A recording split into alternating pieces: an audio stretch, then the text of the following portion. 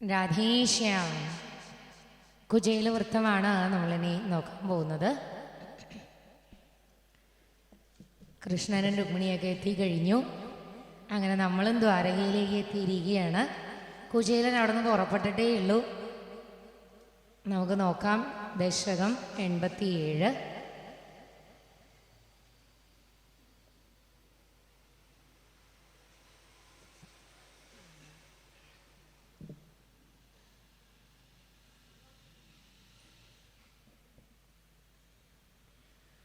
ഓം നമോ ഭഗവതേ വാസുദേവായ. ഓം ശ്രീകൃഷ്ണ പരമാത്മനേ നമഃ. ഓം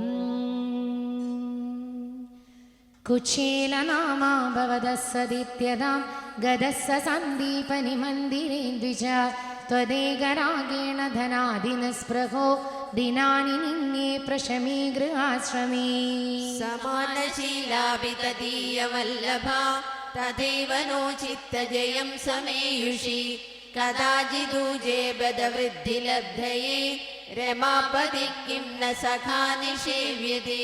इतीरितोऽयं प्रेयाक्षुदात्तया जुगुप्समानो विधने मदावगे तदा त्वदालोकनकौतुकाद्ययो वहन् पडन्ते पृथुकानुपायनम्.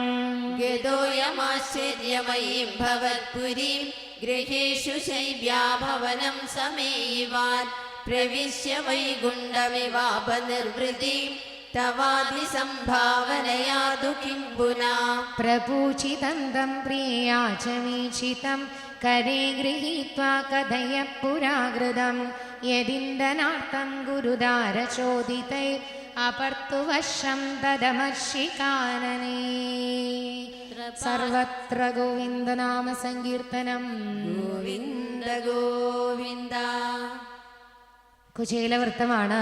നമുക്ക് അറിയാം, ഭഗവാന്റെ ഏറ്റവും അടുത്ത സുഹൃത്തായിരുന്നു കുചേലൻ എന്ന് പറഞ്ഞു കഴിഞ്ഞാൽ. ഏറ്റവും അടുത്ത സുഹൃത്ത്.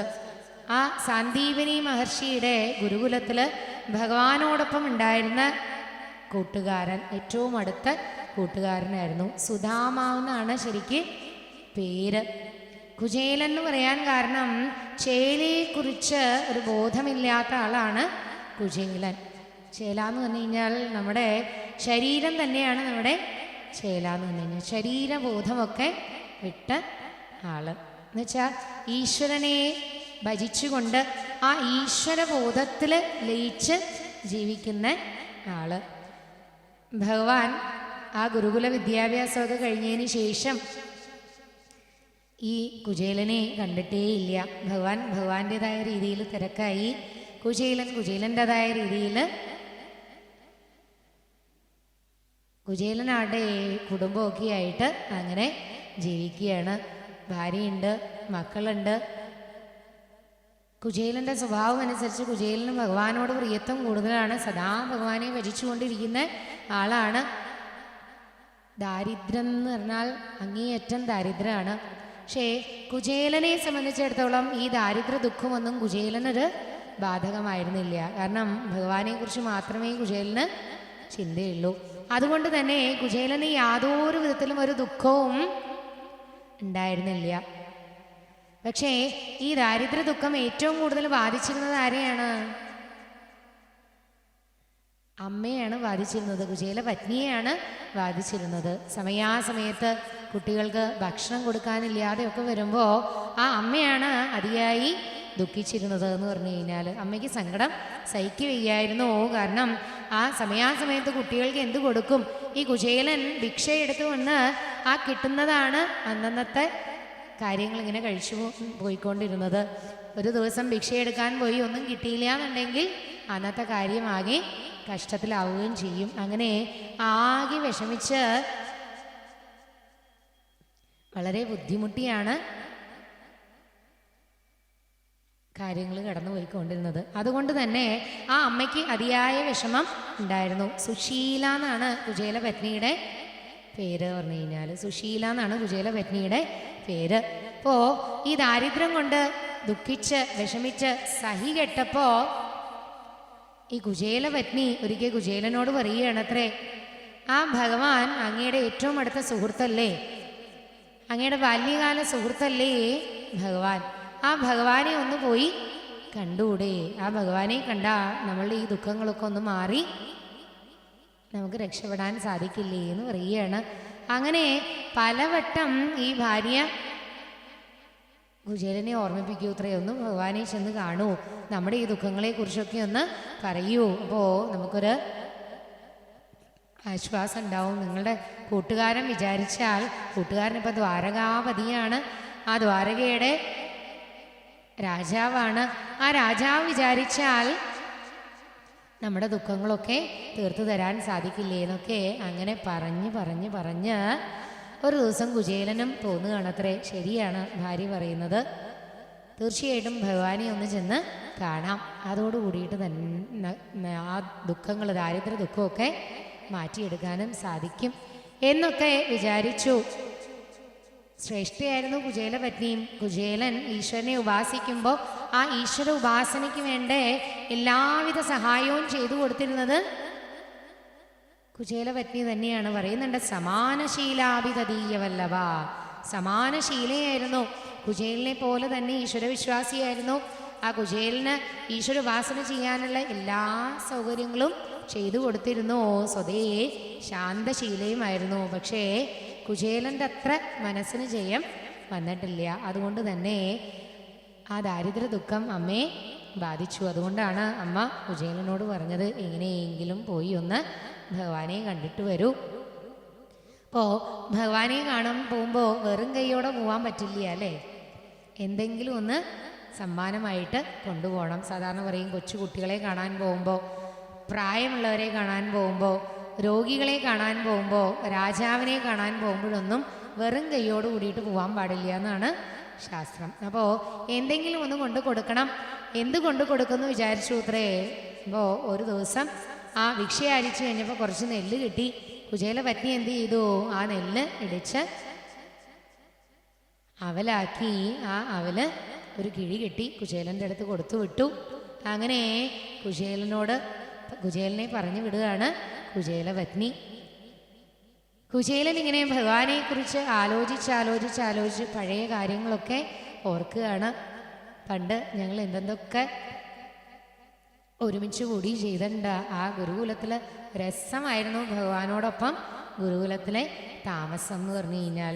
അങ്ങനെ ഞങ്ങൾ രണ്ടാളും കൂടെ എന്തെന്തൊക്കെ കുസൃതികൾ ചെയ്തിരിക്കുന്നു, എന്തെന്തൊക്കെ കളികൾ കളിച്ചിരിക്കുന്നു, അതൊക്കെ ഇങ്ങനെ പഴയ കാര്യങ്ങളൊക്കെ അയവിറക്കിക്കൊണ്ട് ആലോചിക്കുകയാണ് അത്രേ കുചേലൻ. ഇപ്പോൾ വലിയ രാജാവായി എന്നൊക്കെയാണ് കേൾക്കണത്. എങ്ങനെ ഉണ്ടാവുമോ ഭഗവാനെ കാണാൻ? ഇപ്പോൾ കാണാൻ എങ്ങനെ ഉണ്ടാവും, കണ്ടാൽ എന്നെ മനസ്സിലാവുമോ എന്നൊക്കെ ഇങ്ങനെ പലവിധ വിചാരങ്ങളോട് കൂടിയിട്ടാണ് അത്രേ കുചേലൻ ദ്വാരകയിലേക്ക് വരണത് എന്ന് പറഞ്ഞു കഴിഞ്ഞാൽ. ഇന്നത്തെ പോലെ വലിയ സൗകര്യങ്ങളൊന്നുമില്ല, നടന്നൊക്കെ വരണം, കാടും മലയും പുഴയൊക്കെ താണ്ടി വേണം വരാമെന്ന് പറഞ്ഞു കഴിഞ്ഞാൽ. അങ്ങനെ ഒരുപാട് കഷ്ടപ്പെട്ട് ഒരുപാട് ബുദ്ധിമുട്ടി കുചേലൻ അങ്ങനെ കുചേലൻ്റെ ഗൃഹത്തിൽ നിന്ന് ദ്വാരകയിലേക്ക് വരികയാണ്.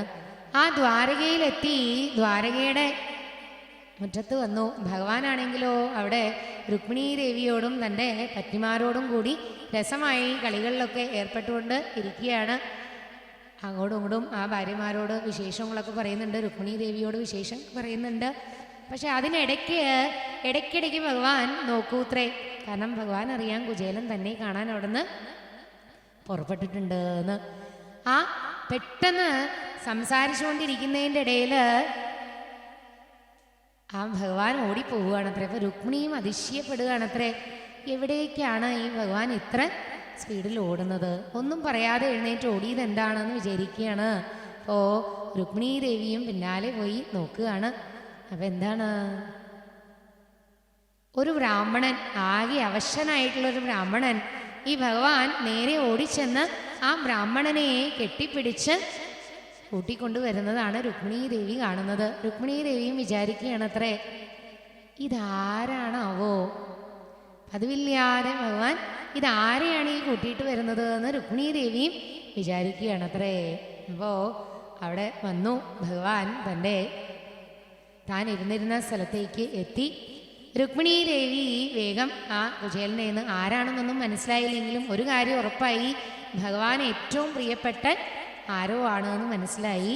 ആ രുക്മിണീ ദേവി കൊടയും വടിയൊക്കെ വാങ്ങി വെച്ചു.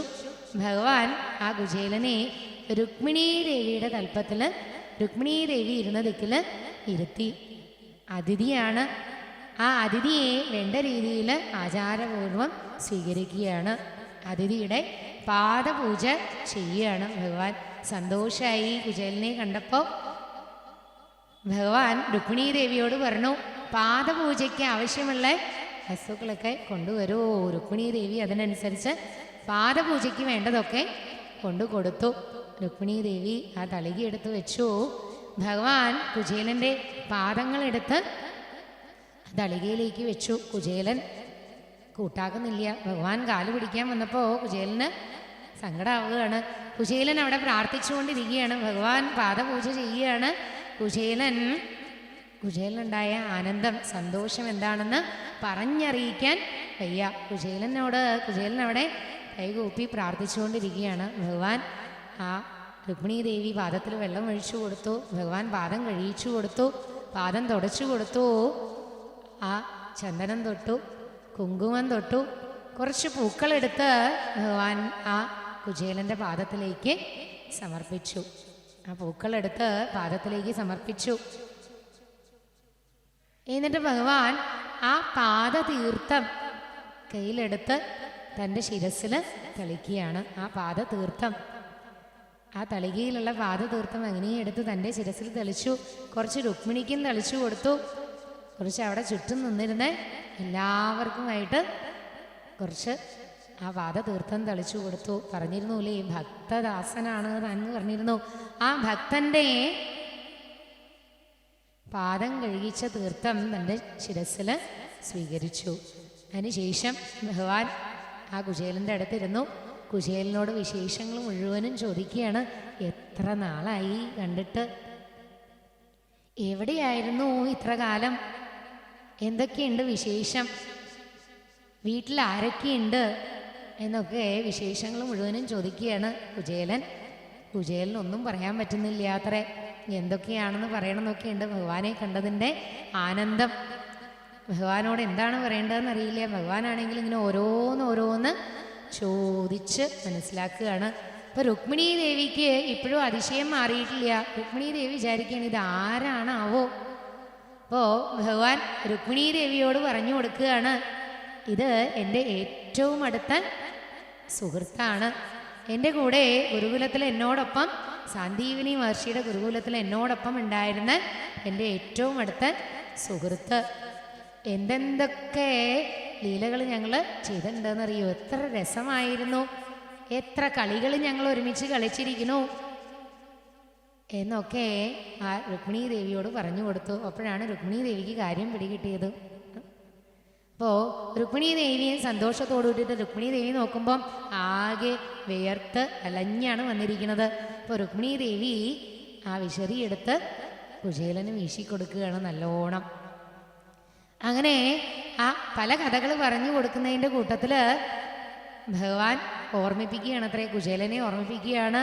പണ്ട് ഓർമ്മയുണ്ടോ, ഗുരുപത്നി പറഞ്ഞതനുസരിച്ച് നമ്മൾ കാട്ടിൽ പോയില്ലേ, വിറക് ശേഖരിക്കാൻ പോയത് ഓർമ്മയുണ്ടായിരുന്നോ? അന്ന് ഭയങ്കരമായ മഴ പെയ്തു. നമ്മൾ രണ്ടുപേരും ആ മഴയത്ത് തണുത്ത് വിറച്ച് പേടിച്ച് ഇരുട്ടായി തിരിച്ച് ഗുരുവിൻ്റെ ഗൃഹത്തിലേക്ക് പോരാൻ പറ്റിയില്ല. ഇരുട്ടായി തണുത്ത് വിറച്ച് നമ്മൾ രണ്ടുപേരും ഒരു മരത്തിന് മുകളിൽ കയറി ഇരുന്നു. അന്ന് തണുപ്പ് കൊണ്ട് താടിയെല്ല് വരെ കൂട്ടിയിടിച്ചു. ഓർമ്മയുണ്ടോ? അപ്പോൾ കുചേലൻ വിചാരിക്കുകയാണത്രേ, അന്നത്തെ കാര്യങ്ങളൊക്കെ ഓർമ്മ വന്നു. അതായത് അന്ന് കാട്ടിലേക്ക് പോയ സമയത്ത് ആ ഗുരുപത്നി കുറച്ച് അവല് നനച്ച് കൊടുത്തു വിട്ടിട്ടുണ്ടായിരുന്നു അത്രേ, വിശക്കുമ്പോൾ കഴിച്ചോളൂ എന്ന് പറഞ്ഞിട്ട്. പക്ഷേ വിശപ്പ് കൊണ്ട് എന്തു ചെയ്തു, ഈ ഭഗവാന് ഒരു പിടി പോലും കൊടുക്കാതെ അന്ന് ആ ഇരുട്ടത്തിരുന്ന് മരത്തിന് മുകളിലിരുന്ന് മുഴുവനും കഴിച്ചു തീർത്തു. അന്ന് ആ ഇരുട്ടത്ത് ഭഗവാൻ ചോദിക്കുകയുണ്ടായി, എന്താണ് ശബ്ദം എന്ന് ചോദിച്ചപ്പോൾ പറഞ്ഞു, തണുപ്പ് കൊണ്ട് താടി കൂട്ടി ഇടിച്ചതാണ് എന്ന് പറഞ്ഞു. അങ്ങനെ ഒരു പിടി പോലും കൊടുക്കാതെ അന്ന് കഴിച്ചു തീർത്തു. ഇന്നിപ്പോൾ അതിന് പകരമായിട്ട്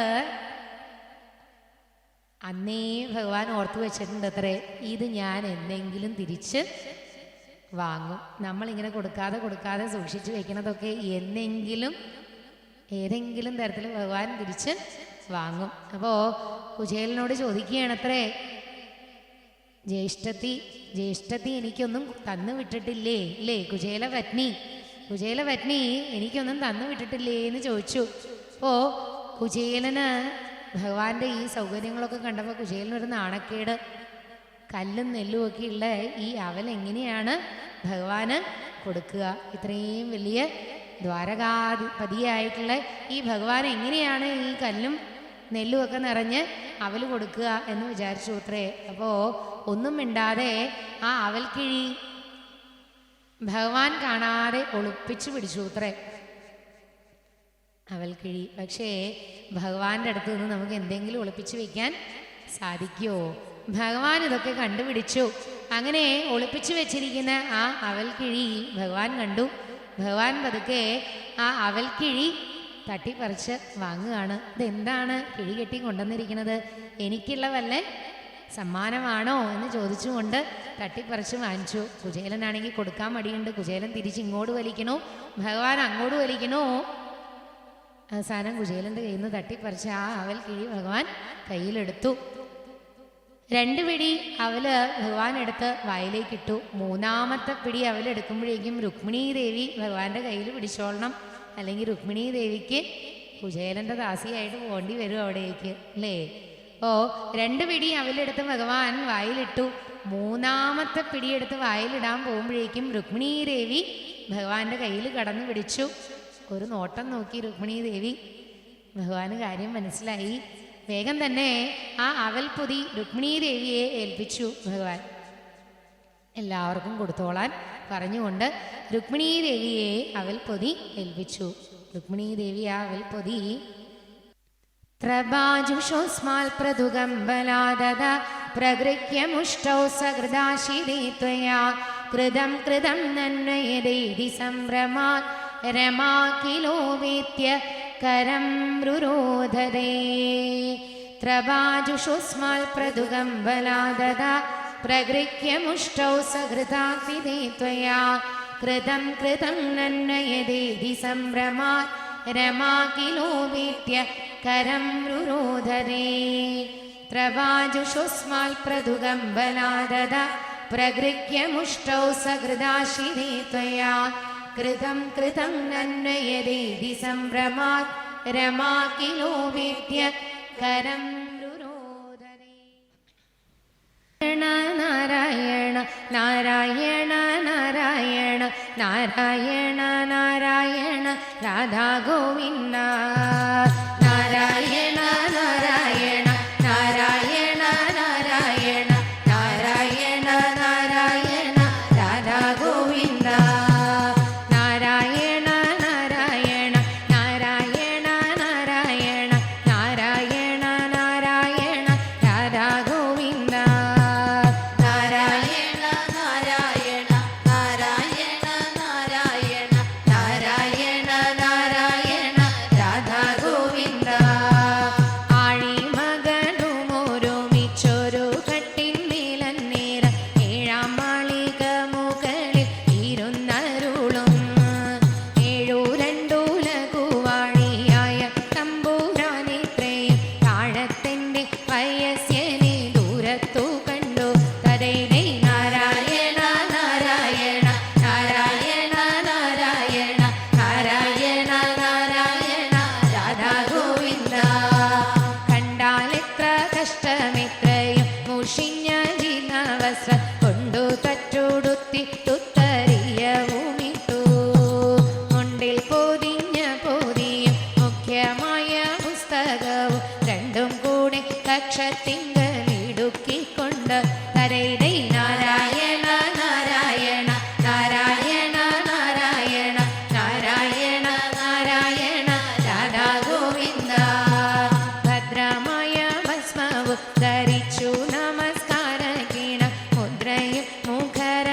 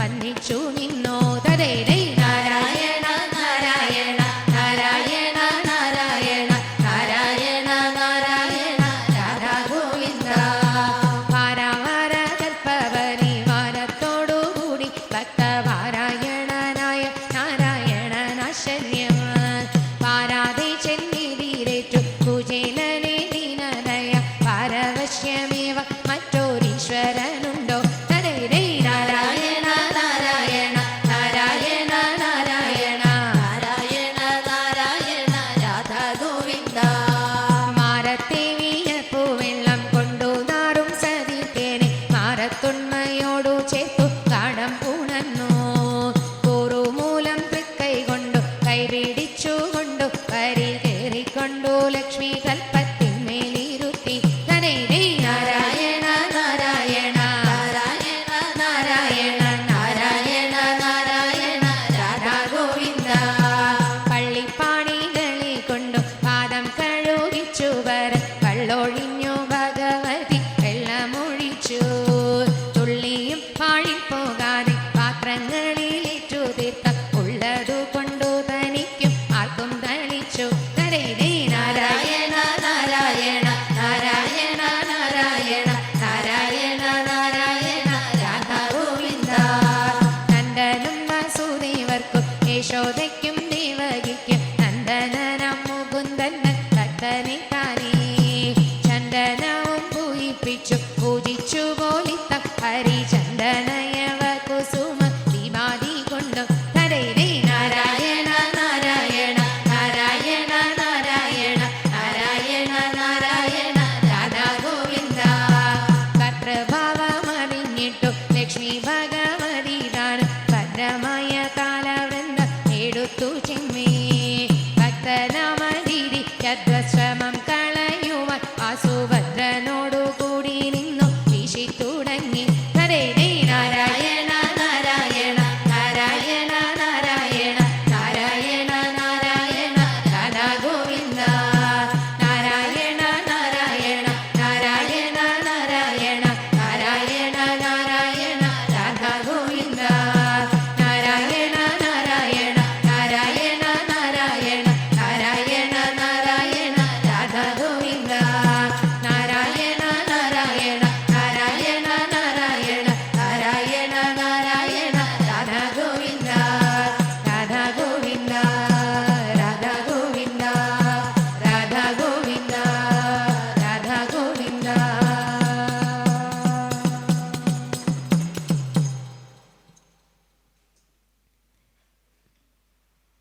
ലക്ഷ്മി ദേവിക്ക് ഭഗവാനോട് തന്നെയാണ് പ്രിയം എന്ന് പറയണത് വെറുതെ അല്ല അല്ലേ ഭഗവാന് തന്നെയാണ്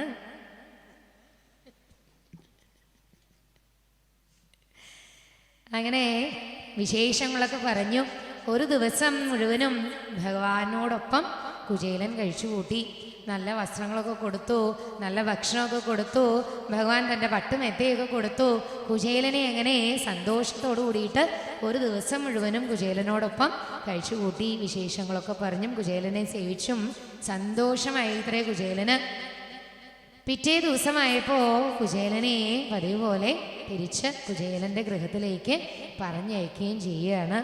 എന്നാലിനി അടിക്കടി ഇങ്ങനെ ഇടയ്ക്ക് തന്നെ കാണാനൊക്കെ വരണോട്ടോ എന്നൊക്കെ പറഞ്ഞ് കുചേലനെ പതുക്കെ യാത്ര അയക്കുകയാണ്.